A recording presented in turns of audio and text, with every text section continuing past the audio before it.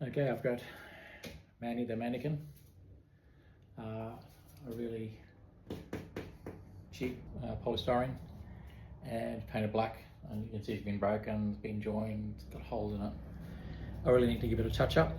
Anywho, so I was just trying a lighting setup which I did ages ago, and it's surprisingly good. I really like it. Let me see what you think. But first, we're going to do a little test, and you can see what I go through to get a photo. First shot is going to be a test picture with no lights, which is pretty black. Now I'm going to turn on one light. This will be my main light, so I can set that here.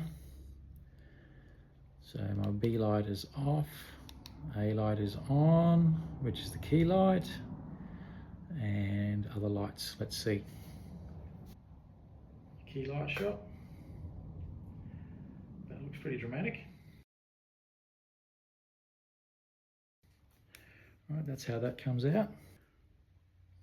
And that is a one light portrait. It's a pretty hard light. I've got the barn doors on it,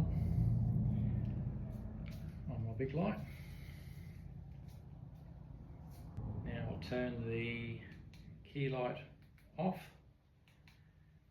another light on. Here we go. How many lights is that?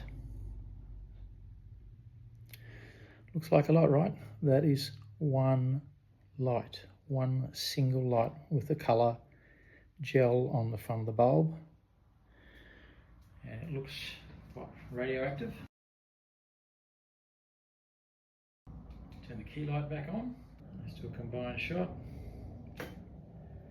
How's that? That's with all my lights on. And you can see this is just my garage light right above the head, and I can cancel that light out without turning it off. So how many lights to make that red rim light? Well, that's it there. So this light bounces onto the back of that whiteboard, bounces around three sides of whiteboards, and probably the ceiling. And so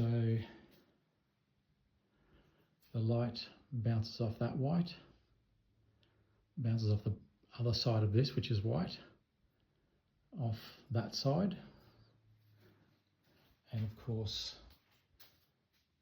the back white panel. So it bounces from there onto there and onto the back of Manny, giving us that rim light. Then I did a little experiment with that setup that I just have. This is actually an old photographic plate. I never did any darkroom stuff, but that's where it comes from my granddad. And then I had this beautiful chunk of driftwood that I found, a little feather, and this rhinoceros beetle. He slipped a little bit. But yeah, I found him. He was passed away, but quite spectacular. And the kookaburras love these.